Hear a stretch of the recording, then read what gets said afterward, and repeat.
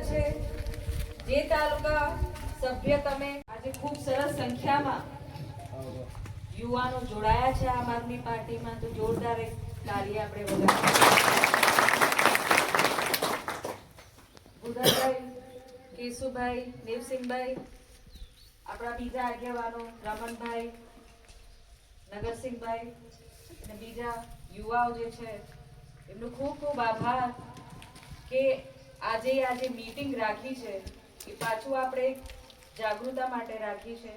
આપણે બહુ મીટિંગો કરી ચૂક્યા છે પણ વારંવાર આ રાખવું પડશે કેમ કે આપણે બીજી પાર્ટીઓ વાળા ડિસ્ટર્બ કરવા આવશે, આપણને તોડવા આવશે, તો સંગઠન મજબૂત કરવા માટે આપણે મીટિંગ રાખવા જરૂરી છે. હમણાં પણ જેટલા આપણા જોડે જોડાઈ શકીએ એમને આપણે લાવીએ, સમજાવીએ અને એક સંગઠન મોટું બનાવીએ. આ પાર્ટી છે પણ ફક્ત પાર્ટીની રાજનીતિ નથી, આ પોતાના અસ્તિત્વની રાજનીતિ છે. આ ચૂંટણી પોતાના અસ્તિત્વનું છે. આજે તમારી જમીન તમારા જોડે છે, 6 મહિના પછી તમારા જોડે નહીં રહે એ કોઈ બાંયધરી આપતો નથી. તમને પણ ખબર છે ભાજપ સરકારે પોતાના કોન્ટ્રાક્ટરો અહીંયા લગાવી દીધા છે. ખાન ખનીજની સમસ્યાઓ છે, સર્વે ચાલે છે ને, તો તમે 6 મહિના પછી અહીંયા છો કે નહીં કોઈને ખબર નથી. મોટા મોટા ઉદ્યોગપતિ આવશે, પોલીસ તો ઠીક, પોલીસ તો કઈ કરી નહીં શકે, દોડશે. મિલિટરી આવશે, શું કરશો? મિલિટરી આવશે, તમે શું કરશો? મિલિટરીને પહોંચી વળશો? મિલિટરી કોણ છે? જે બંદૂક લઈને આવે છે, ખબર છે? મિલિટરી મોટી ફોર્સ હોય છે જે બોર્ડર પર આપણે સુરક્ષા કરે છે. એવી રીતે ઉદ્યોગપતિ પણ પોતાની પ્રાઇવેટ મિલિટરી મૂકશે અહીંયા.